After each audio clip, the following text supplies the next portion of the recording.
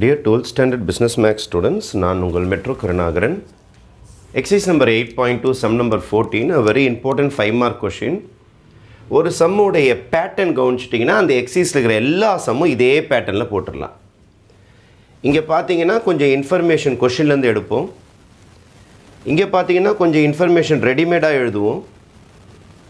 கொஞ்சோண்டு சம் போடுவோம். வந்த ஆன்சரை செக் பண்ணுவோம். ஃபைனல் ரிசல்ட்டை கன்க்ளூட் பண்ணுவோம். மொத்தம் 4 பார்ட் இருக்குது. கொஷின்லேருந்து இன்ஃபர்மேஷன் எழுதணும். ரெடிமேடாக புக்கில் இந்த இன்ஃபர்மேஷன் இருக்கும். அந்த புக்கில் இருக்கிற இன்ஃபர்மேஷனை ஞாபகம் வச்சுக்கிட்டு இதை எழுதணும். சின்ன சம் போடுவோம். சின்ன மல்டிப்ளிகேஷன் டிவிஷன் சின்ன சம் போடுவோம். வந்த ஆன்சரை செக் பண்ணுவோம். கன்க்ளூஷன் முடிச்சிடுவோம். இவ்வளோதான் சம். 4 பார்ட்டு தான். ஃபஸ்ட்டு பார்ட் போட்டுருவா. This is my first part. இது அப்படியே first part. A sample of 100 items drawn. இப்படி படிக்கணும். A sample of 100 items as a mean value of 3.5. இங்கேருந்து இங்கே வந்துடணும்.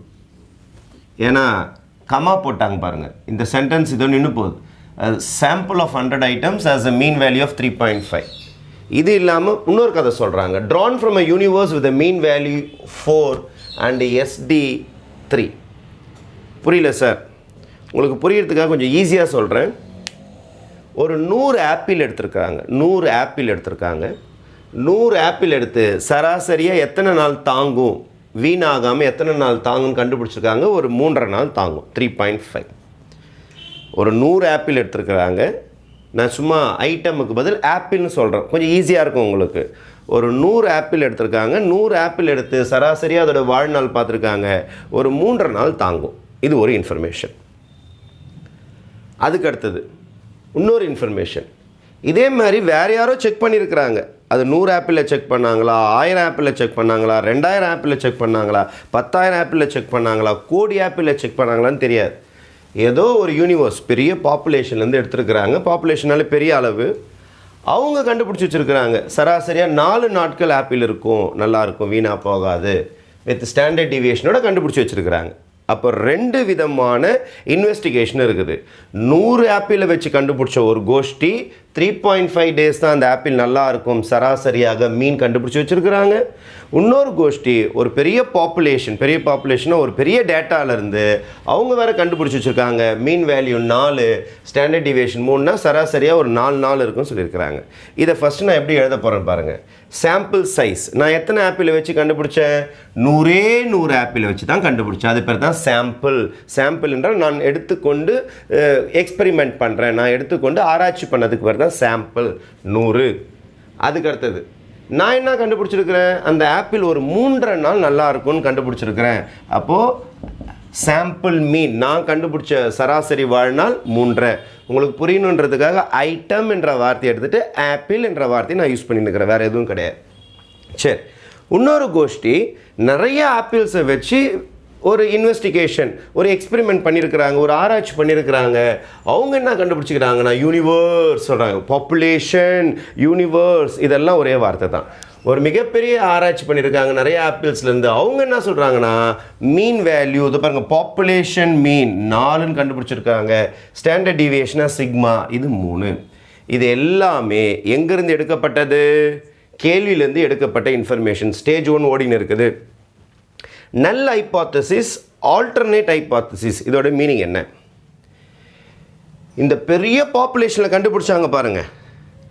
சராசரியாக 4 நாட்கள் ஆப்பிள் நல்லா இருக்குன்னு சொல்லிட்டு அதை ஒத்துக்கலாமா? நல் ஹைப்போதசிஸ்னால் அது கரெக்டா? அல்லது ஆல்டர்னேட் ஹைப்போதசிஸ்னால் இப்போ ஒரு ஆள் கண்டுபிடிச்சாங்க, 100 ஆப்பிள் வச்சு கண்டுபிடிச்சிருக்காங்க பாருங்கள் 3.5 நாள்னு, அதை ஒத்துக்கலாமா? அதாவது 4 வேண்டாமா, 3 தான் வேணுமா அப்படின்றது தான் 2 இன்ஃபர்மேஷன். இது பேர் தான் ஹைப்போதசிஸ். நல்ல ஹைப்போதசிஸ்னால் என்ன அர்த்தம்னா 4ஐயே எடுத்துக்கலாமா, அதாவது அந்த ஆப்பிளுடைய வாழ்நாள் 4 நாள் நல்லாயிருக்கும், அழுகாமல் வீணாகாமல் ஒரு 4 நாள் தாங்கும் என்றதை எடுத்துக்கலாமா? அல்லது அது வேண்டாமா? அது வேண்டானா எதை எடுத்துக்கணும்? 3 தானே எடுத்துக்கணும். அது வேண்டானா 3 தான் எடுத்துக்கணும்.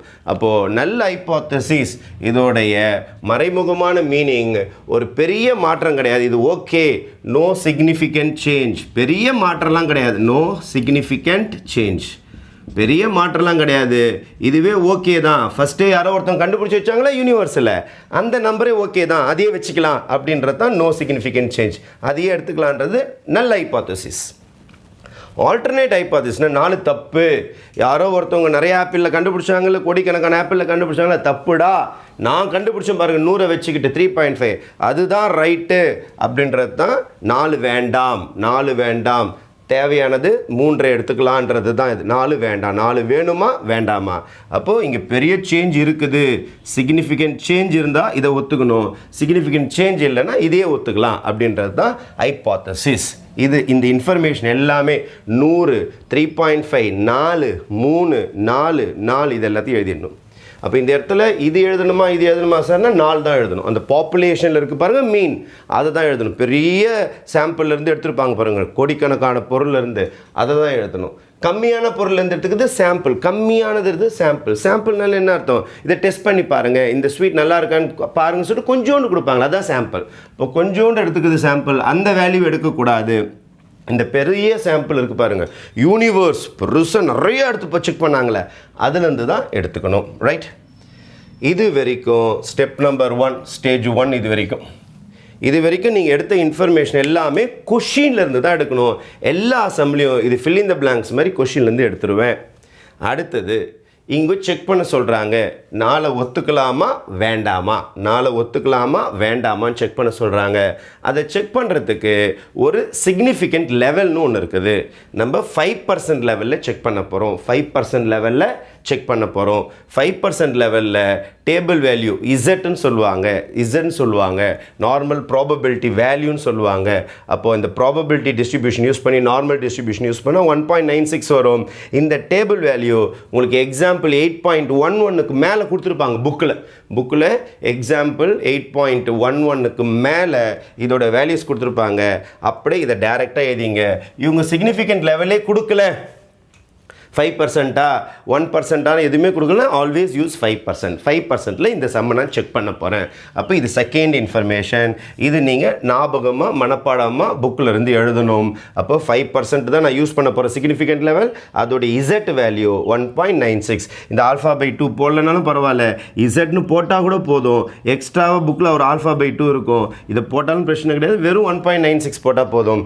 இது ரெடிமேட் வேல்யூ ஃப்ரம் புக்கு. இது எங்கே இருக்குன்னா எக்ஸாம்பிள் 8.11க்கு மேலே இருக்கும். மேலே ஒரு டேபிள் போட்டிருப்பாங்க, புக்கில் பாருங்கள்.